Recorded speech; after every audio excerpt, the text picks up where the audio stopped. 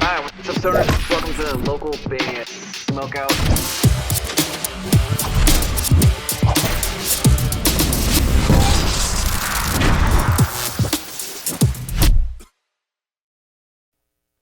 Hey, this is Balance, and you're watching local band Smokeout.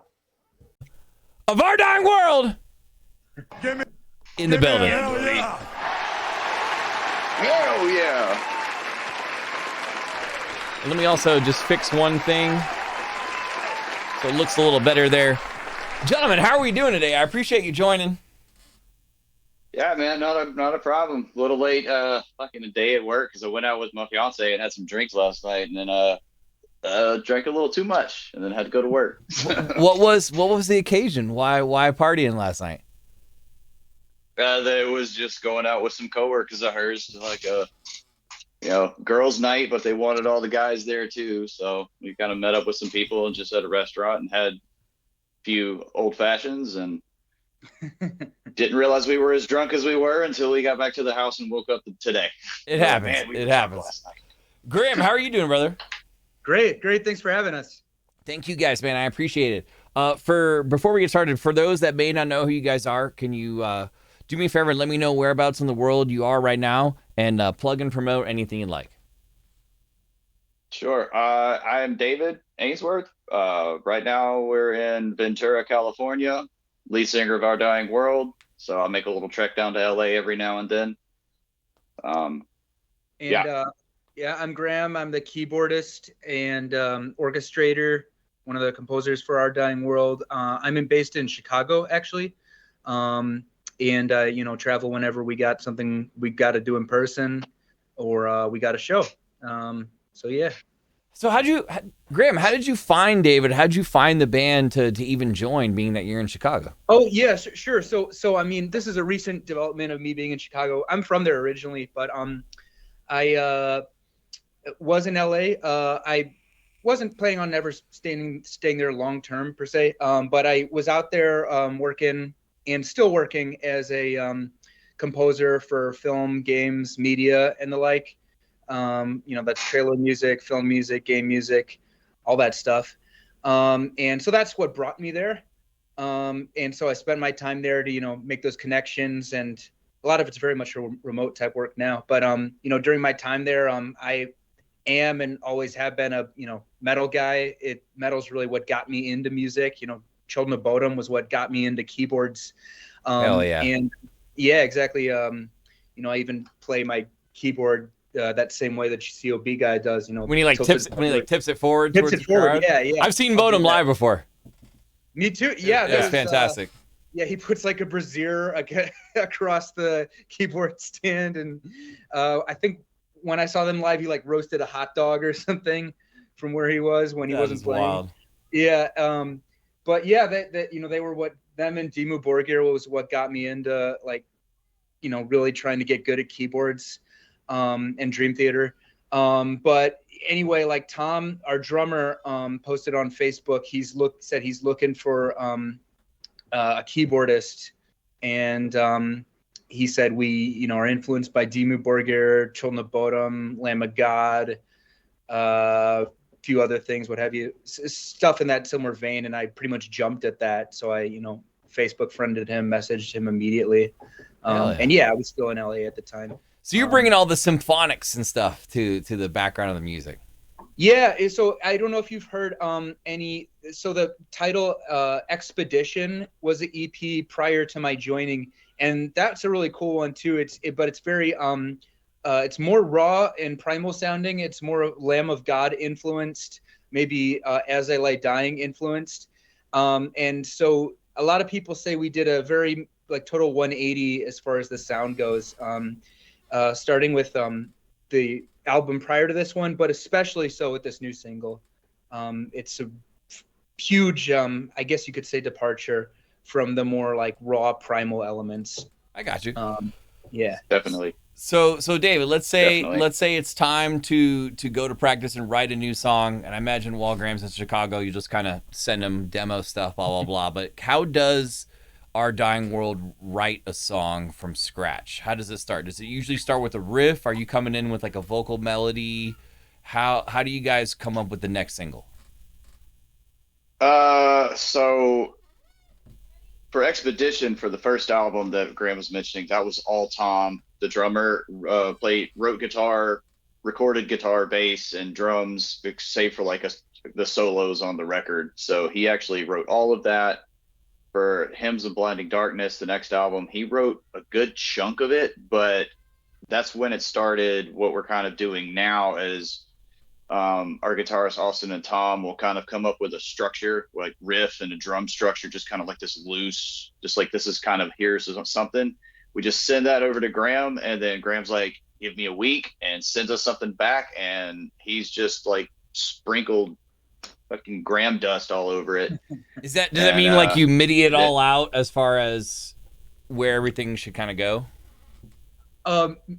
Sorry, what do you mean by MIDI it all out? Are you talking about me with like MIDI mock-ups, or are you talking about something? Yeah, something like that. Like you hear what they did, like demo wise, and then you kind of. Oh, sure, yeah.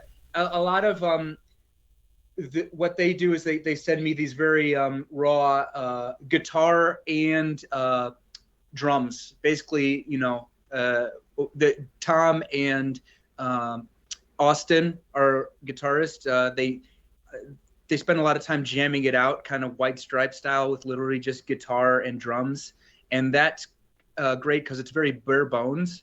And working in a bare bones fashion like that, you can really crank out the outline of your song, you know. And then they send it to me, and I will, you know, lay my stuff on top of it. But I'll also, as here and there, we'll see. Oh, you know, I could insert this interlude here and there.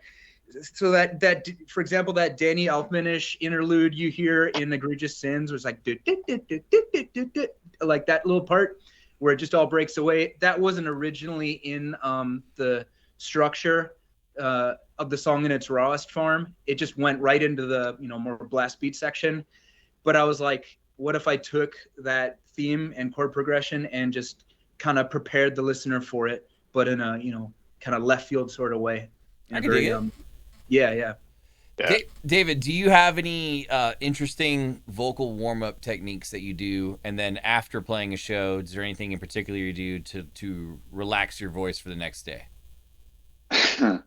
Yeah, I get in trouble with it sometimes. It kind of like I have been trying to like get some instructions like from Will Ramos's warm-up videos and stuff like that. That kind of gets the mechanics of the body working a little bit.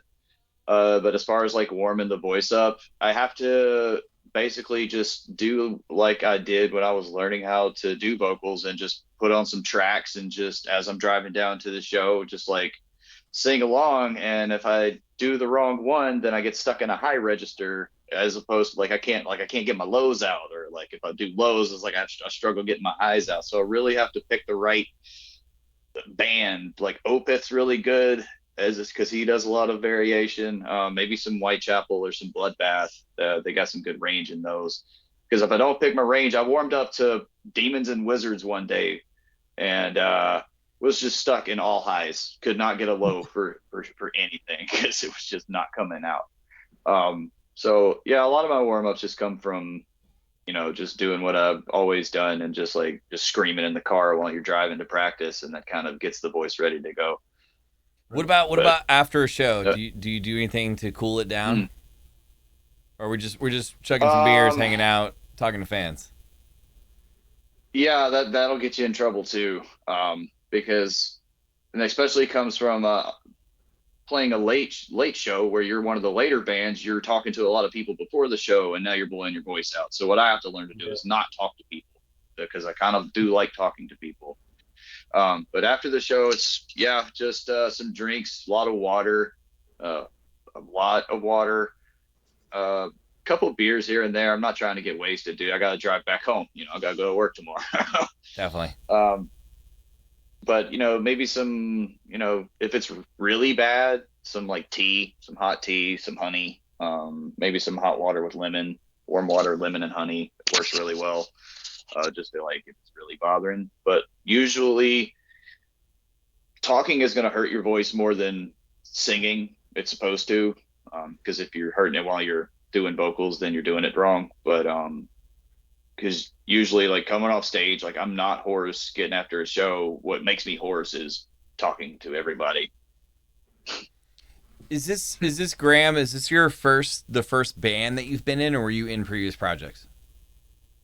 I'm in another one called Awake Through Sleep, and we have a full album recorded, but we've just yet to release it.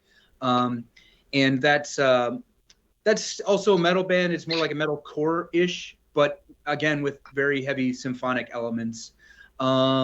And just in high school, I was in some much smaller things just for screwing around, really. Yeah,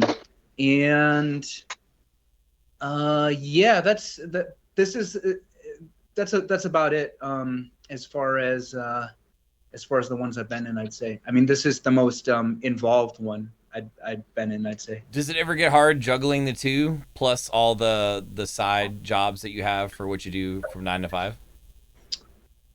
I wouldn't say so. No, I found a good way to compartmentalize it.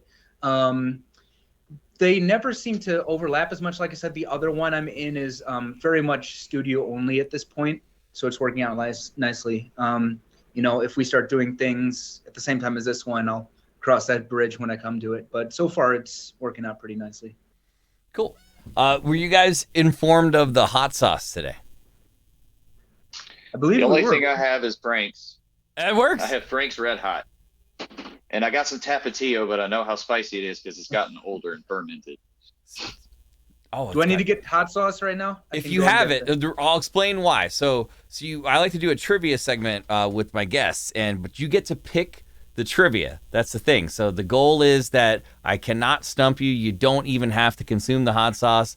If I can't stump you, I'll do it, and I have about 4 or 5 of them, so I'll let you pick which one it is that you want me to do.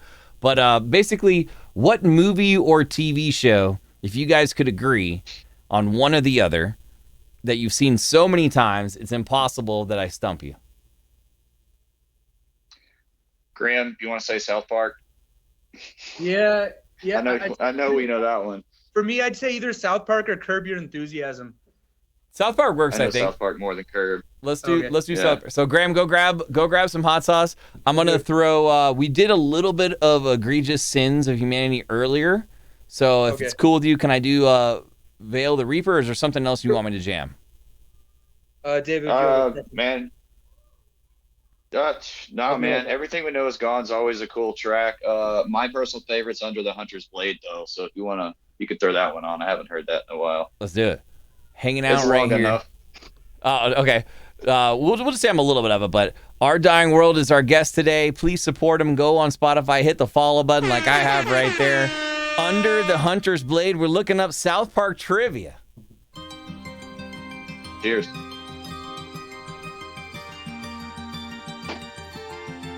Hey, really quick, before I look at the trivia, let me go ahead and throw you guys in the poll automatically because you're our guests.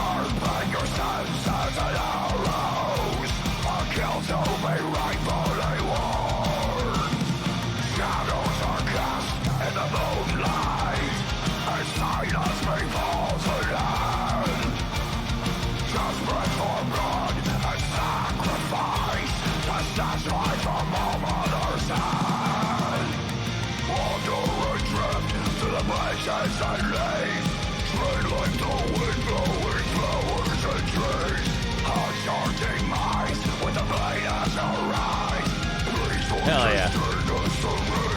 Yeah, dude. I had a sore throat the whole recording session.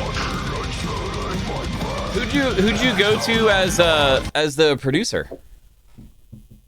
For this album was how do you say his last name? Alex Crisoni. Oh, Crisco. No, Crisoni was the Crisson. Croissant was the one who did Hymns of Blinding Darkness, yeah. And then we used Alex Nasla for Egregious Sins. Yeah. Which props to him, dude. I'll tout that man's name from the mountaintop because he had about 200 tracks to deal with when mixing Egregious Sins. Whoa. Like, it was up there. I offered less. I told him I could condense it, and he's like, "No, I want." He wanted more. He wanted the challenge. Yeah, I said I could condense them into much smaller stems if you like. It was like, That is awesome. He wanted It's the like, challenge. give me all of it. Because he can like maneuver individual. He can have certain brass and like strings. He can maneuver individual. yeah, he ones wanted. has He tracks. didn't want just like brass. He wanted like trumpets, trombones, horns, solo trombone. Yeah, all that stuff. Yeah. So, Okay, cool. Yeah. So So I have that man is awesome. I have 5 hot sauces here. And I'm going to let you guys pick which one you want me to do before I ask the trivia. Ghost pepper wing sauce, blueberry hell, Johnny Harpoon, mule sauce, or red hot riplet. I'm surprised you don't have an ass blaster in there. I've tried that one before That from blue- the donkey themed one. Kick I think ass so. kick ass hot sauce. Something I like don't know the brand. I just remember all the nasty shit they wrote on there. It was like, yeah, I'm not trying that. that. Gutbuster, ass blaster. Did The any of those sound blueberry good? Sounds real good. The blueberry hell. Sounds delicious, but I don't know if I want to punish you. How hot is that one? The blueberry one. It's not as hot This as is some of the Scoville. other ones. Okay, I didn't figure because it was blueberry, but I bet. So it's you're delicious. confident. You're Whenever confident having I'm it. not going to be able to stump you. Okay. Well, I mean, if you do, then it's delicious, and it won't be so bad. I like your style. We'll go with the blueberry one. We'll go with blueberry hell. I don't know if you can see it, but that's what it looks. I would try that.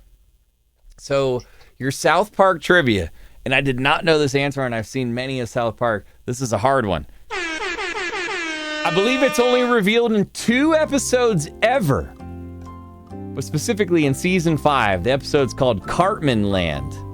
Cartman's middle name is said in that episode. What is Cartman's middle name?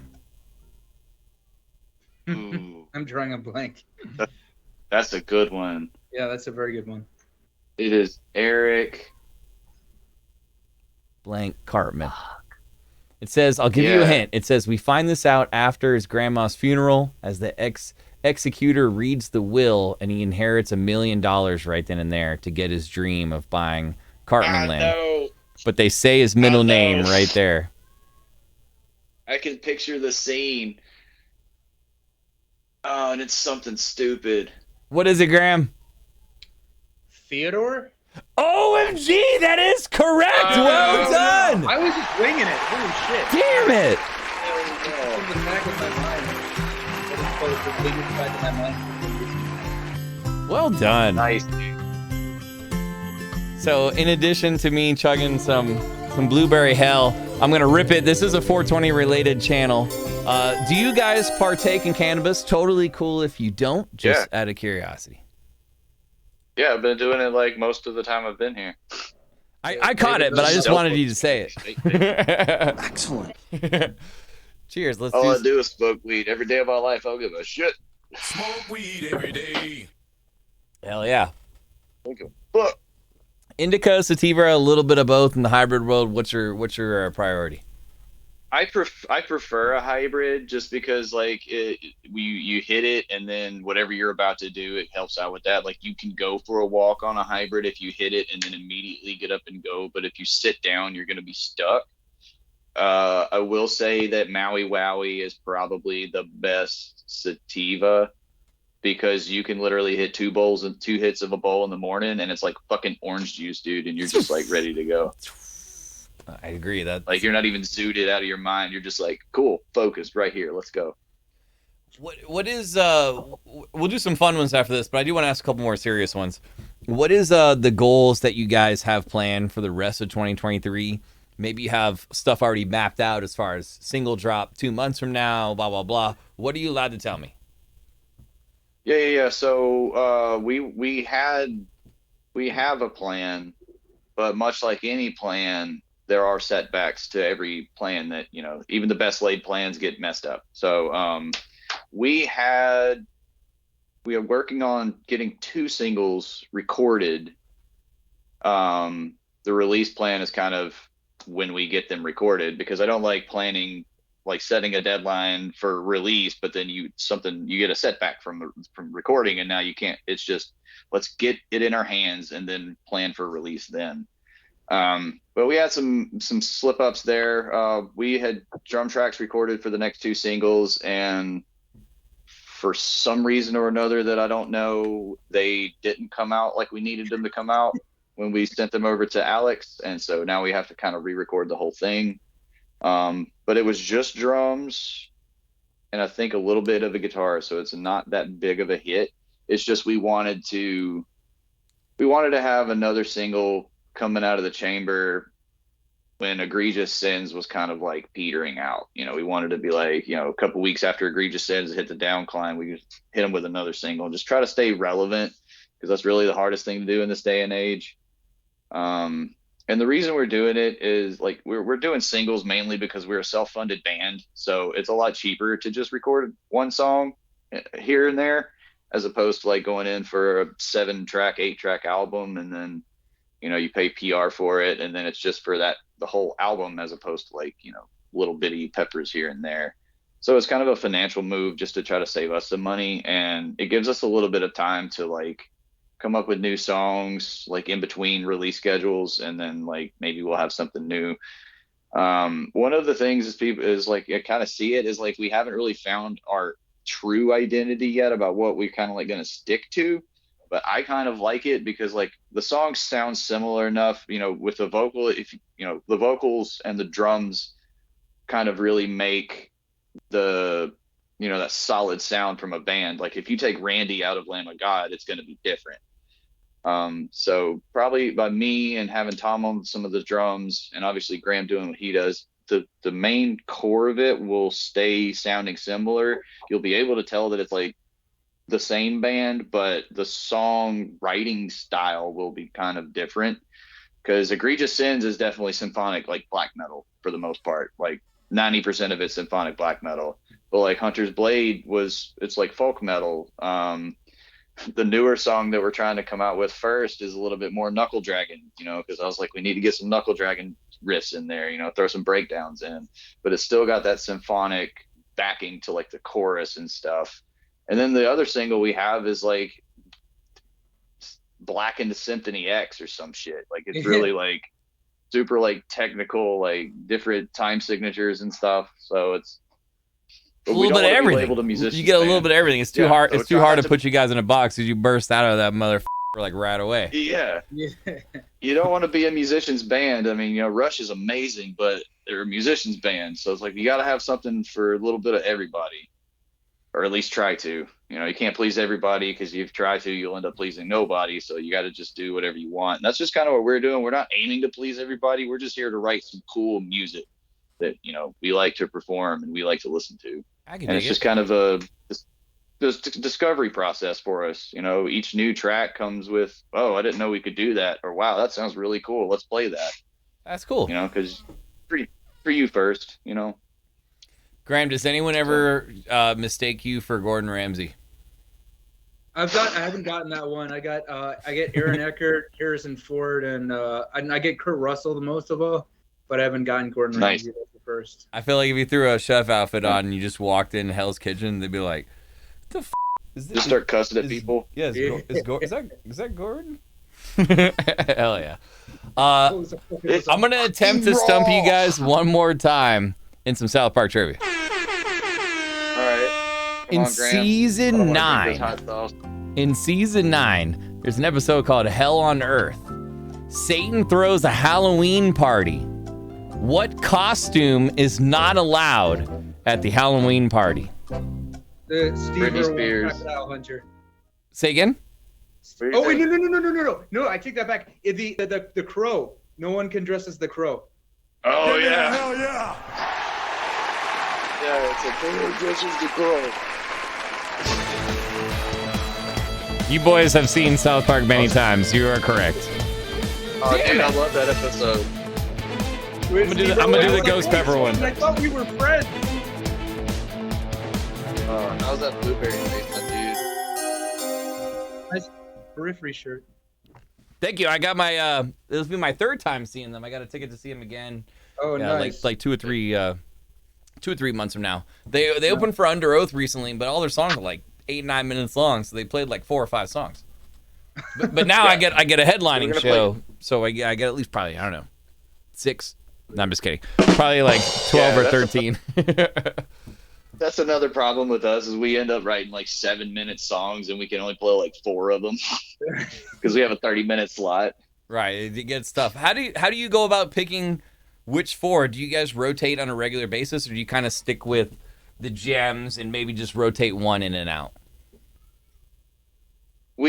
So right now with the amount of tracks that we have, try to like, throw some couple of old songs, couple new songs. We haven't played Hunter's Blade in a while because it is 7 minutes long, and so if we don't play that one, we can get 5 songs. Okay. So we'll play a couple. We usually Postmortem because that was like our first single ever. So we kind of keep that one in rotation pretty heavy. Culticide's another one off the first record that we do pretty heavy. I prefer Armageddon off the first record and Tyrant, but that's neither here nor there.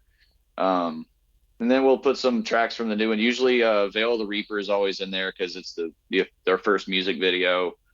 And then Everything We Know Is Gone is just a great closer. It's got this one spot at the end that it like breaks off the music and it's just Graham and his piano. And it gives me right before the last chorus comes back in. And then we pretty much end on that. And so it gives me a chance to like thank everybody for coming out while Grant's playing his little piano part. It's just me and him. And I'll be like, thank you for coming out. We're our dying world. Hope to see you again. And then that chorus comes back in. Oh, that's so cool. It's just a really cool closer just for that part. Beer spill. And then we keep trying to play Egregious Sins, but the drummer needs his big kit for that because he needs triggers for it because he went absolutely crazy on it. So playing like a non-triggered, like single kick house kit with a kick mic is going to be a lot harder to get it out. So it's a big song that's going to be, as much as we want to play it, it's going to have to be, we need a venue that can kind of handle it because it's like got so much going on. We kind of outdid ourselves for some live bar shows with that one. I hear you. So you need like all the backing tracks and the triggers and the mix board has to be like a sizable mix board to be able to handle that one. Is that what you mean? Well, the tracks come through. Well, yeah, the tracks come through the laptop and stuff, but it's like, the stage has to be big enough so my drummer can bring his massive dual kick rack set. And then, so he's got the double single pedals, and then he can like get those set up and triggered so they are just fast. But with like a single double kick and on a single kick drum, it's not going to sound as good, and we kind of want to sound good live. We don't want to just like throw it together and just be like, yeah, that was a song, so next song. So we actually want to perform like as close to the album as we can get while still being a live performance, because that's the thing you go to live performances to see is the little subtleties about how you change stuff up here and there during the song, so it's not like specific to the album. Or you could be on the other side and it's like, man, they played that exactly like the album, that was great. Which is usually what happens when you're playing on a click track. So we want to do that to our best of our abilities. And I mean, if the stage is, too small, like some of these places are in LA, then it's just like, we can't bring the big kit. So we probably can't play Egregious Sins tonight, which is unfortunate, but maybe once we start picking up some steam, then we can get on like stages regularly that can handle our drummer's kit and, all the sounds that are coming out. Because they do need a big soundboard, because we played a place that had 5 channels, and they just had me running into the mains and probably Graham, and then everything else was just amped. And so that was those kind of places. They're like, what people are like, why are they playing here? What are you doing playing here? You got 6 people in here and you got this like wall of sound right there. Like, what are you doing in this little shithole bar in like Oxnard or something, We're jamming some metal, baby. Let's go. That's what we're doing. That's like, what hey, we're here to. No show's too small for me, but I like it. It kind of makes it, as long as we get paid a little bit, So buy a T-shirt, man. Help us get back home. Hell yeah. Support your local artists. Nailed it right there. We've got time for one final question, but it's a serious one. What advice could you guys give a band that's just starting out today? A band just got formed in a garage around the corner. They're pretty legit, but they know nothing about the music industry. Give me some band advice that you'd tell them. So, or maybe there was a mistake you made early on in your music career that you don't want them to make. Damn, that's a lot of question right there. One that comes to mind Graham, is don't compare yourself to others. Really, but that goes with just about everything. But like, it's you feel maybe insecure about your own music or whatever, and you might feel that way to begin with. But once you look at some other guy in comparison, it'll just feel that much worse. Whether that's true or not, it's just you're pre-programmed to kind of hate your own stuff because we're very, our own critics, So I would say, just really focus on how compare yourself now to yourself yesterday. I know that can sound, maybe cheesy, but it really is true. It's like really, it really, you need to stay in your own lane. I learned that so much the hard way, and you never stop. You'll never stop thinking, oh, it's, if I just get this one thing, I get this record deal, I get this one successful thing, then it'll be over. Then I can feel good about myself. It's like, no, it's never gonna stop if you don't, silence it yourself and stay in your own lane. So that's, you can't, because then you can't actually focus on creating good shit, then you'll be flustered and you'll think you're running out of time. You can't buckle down and focus. You really just need to, and for me, if it gets bad, it's, you need to just silence those feeds on Facebook, Instagram. You gotta, still keep in touch with your friends, yada, yada. But if the feed is, barraging you with, oh, look at this guy's success, look at that guy's success, just hit mute and take a break for a while, so. I dig it. Yeah. And I think I agree with that. Don't compare we're really in touch with our emotions more than the average person, so it'll really hit you hard, so that's why you really need to. So that's a big one, is don't compare yourself to others, because like somebody's always going to be doing better than you. One thing that I've always tried to live by, and just, I know Graham's heard me say it multiple times, when just things get like a little heated, just like, look, it's going to get rough, especially if you're serious about it. Like, you're going to have to treat it like a business, because it is. Mm-hmm. Metallica pretty much did it. Like, don't be afraid to cut talent for cohesion. Like, Metallica let go Dave Mustaine, who was arguably the best guitarist of the time, because of cohesion. So like, you can cut good talent, because if he's just a diva and not working out, you can get rid of him. You can find somebody else.